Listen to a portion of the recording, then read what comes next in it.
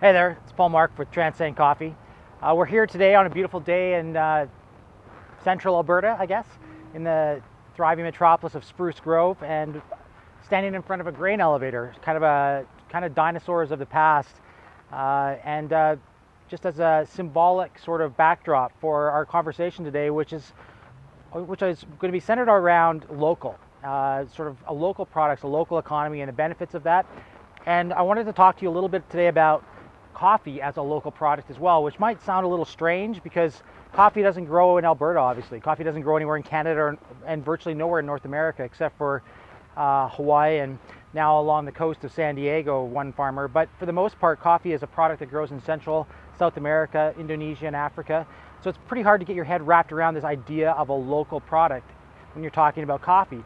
But that's why we picked the grain elevator behind us as a backdrop today, because we import a raw product from around the world, a raw coffee product, a seed, and we have to actually roast it in order for you to enjoy it.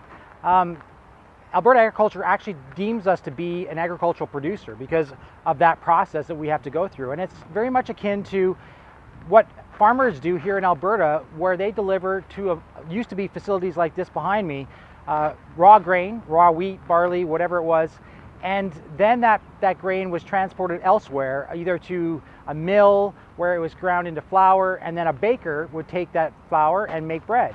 And we have no issues with respect to thinking about bread as a local product, even though the baker has nothing to do with the growing or the milling of the flour itself. And so that's really what I wanted to get sort of your head wrapped around today in terms of how coffee can be viewed as a local product and how it should be viewed as a local product.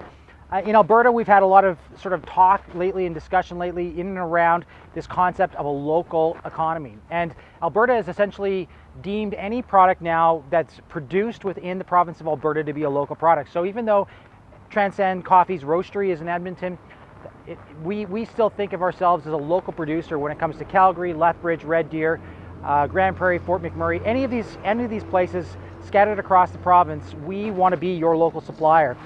And so with that concept of local, I also wanted to just talk about the benefits of local, because I think so often we forget of the economic benefits of supporting a local business. And very briefly, around 50 cents per dollar, 50 to 60 cents per dollar spent in a local independent business stays in the economy. So by supporting us or other local businesses, you're actually helping us to keep your own local economy thriving. So yeah, I think that's all I really wanted to get across today was this concept of coffee as a local product.